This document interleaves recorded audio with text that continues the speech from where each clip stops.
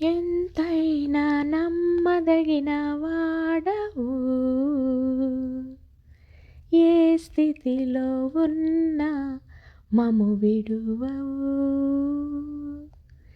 ఎప్పటికీ మేము నీ వారము, ఏర్పరచబడిన సేవకులము. మనందరికీ తండ్రియు మన రక్షకుడును మన ప్రియ ప్రభువు శ్రీ యేసుక్రీస్తు శుభనామమున మరి మీ అందరికీ కూడా ప్రత్యేకంగా ఉదయకాలపు వందనాలు తెలియజేసుకుంటున్నానండి. ఎవరిని బట్టి మరి మనం అనుకుంటున్నామండి, ఎంతైనా నమ్మదగిన వాడవు. మరి మన ప్రభువు నమ్మదగిన వాడు. ఆయన మరి మనల్ని దుష్టత్వము నుంచి ఎలాగా ప్రేమలో స్థిరపరచి దుష్టత్వం నుండి కాపాడును. 2వ తెస్సలోనీయులకు రాసిన 3వ అధ్యాయం 3వ వాక్యము మనకు ప్రభువు మనల్ని స్థిరపరుస్తారంట. ఆయన మనకిచ్చిన వాగ్దానం ఏంటంటే, దేని యందు స్థిరపరుస్తావు దేవా అని అంటే, ఆయన ఇచ్చిన ఆ క్షమలో నుండి మనందరినీ కూడా క్షమించి వేసి మరి ఆయన స్థిరమైన ప్రేమను మనకు మరి స్థిరపరచి దాని ద్వారా మరి ఆ దుష్టత్వము అనేది లోకములో మరి ఎక్కడైనా కూడా మనము అనుసరిస్తున్నామేమో అనే ఆ యొక్క దుష్టత్వం అనే శక్తిని మరి ఆయన మన మన యొద్ద నుండి తీసివేసి మనల్ని కాపాడుతాను అని చెప్పేసి అంటున్నారండి. ఇంకెవరినైనా నమ్మగలమా? భూమి ఆకాశములకు ప్రభువా, యుగ యుగములకు దేవుడవు, తరతరములకు నీవే మా దేవుడవు. భూమిని ఆకాశములను యుగ యుగములను కూడా ఆయన మరి తన చేతిలో ఉంచుకున్న తండ్రి అండి. మనందరినీ కూడా తరతరములకు దీవించే దేవుడు. మరి పాట చక్కగా మరి గ్లోరీ రాజుగారు, సిస్టర్ గ్లోరీ రాజుగారు, డాక్టర్ రంగరాజు గారు వారి పిల్లలిద్దరు కూడా పాడుతూ ఉంటే ఎంత సంతోషం అంటే నాకు. అలాగే దేవుడు నమ్మదగిన దేవుడు అనేది ఎంత చక్కగా వ్యక్తీకరించారో చెప్పలేమన్నమాట. మరి కీర్తన గ్రంథము 91:2లో కూడా నేను చెబుతున్నాను, ఈయనే నా దేవుడు, ఈయనే నా ఆశ్రయము, నా దుర్గము, ఇంకెవరిని నేను నమ్ముతాను అనని కీర్తనలో. మరి అలాగనే మనం కూడా ఆయన యందు నడుస్తూ ఉన్నప్పుడు ఈ ప్రభు నమ్మదగిన వాడు, ఈయన తప్ప ఎవరు అని చెప్పుకునే స్థితిలోనికి మనల్ని స్థిరపరిచి ఆయన ప్రేమ ఎంత గొప్పదండి. తల్లి గర్భమున ఏర్పరచుకొంటివి, నీ కొరకు నన్ను ప్రత్యేకించితివి. ఆపదలెన్నో ఆవరించిన, కష్టములెన్నో కలిచి వేసిన, పిలిచిన నీవే పిలుపులో నిలిపితివి. ఎవరండి?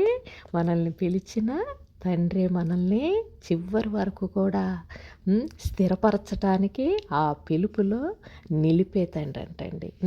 మరి యెషయా గ్రంథం 12:2లో కూడా దేవుడు నా రక్షణకర్త, ఆయననే నేను నమ్ముతున్నాను, ఇంకా నేను ఎవరికి వెరతును అంటే ఎవరికి భయపడతాను అని చెప్పేసి, ఆయనే నా బలము, ఆయనే నా యొక్క కీర్తన, ఆయన యందే నా రక్షణ ఉన్నది అనే వాక్యము కూడా చూడండి. ఇంకెవరికి భయపడతామో?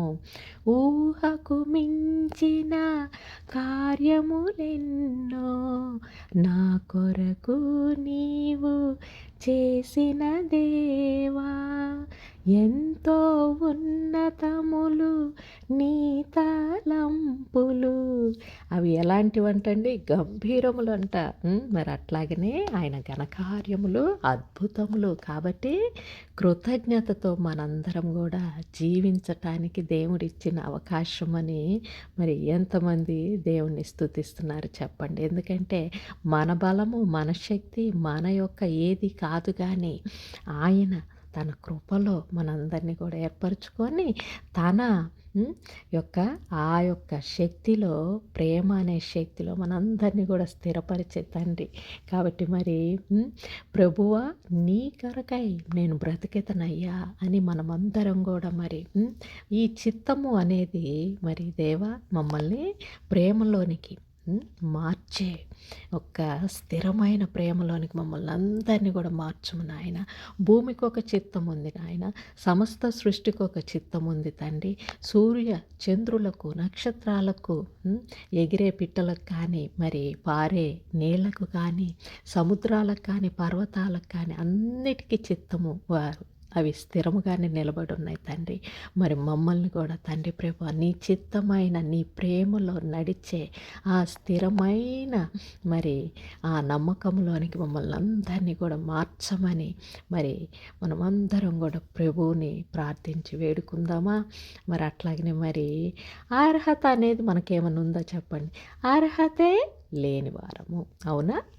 అర్హతే లేని మమ్ము నీవు చూచితివి, విలువైన పాత్రగా మలచుకొంటివి,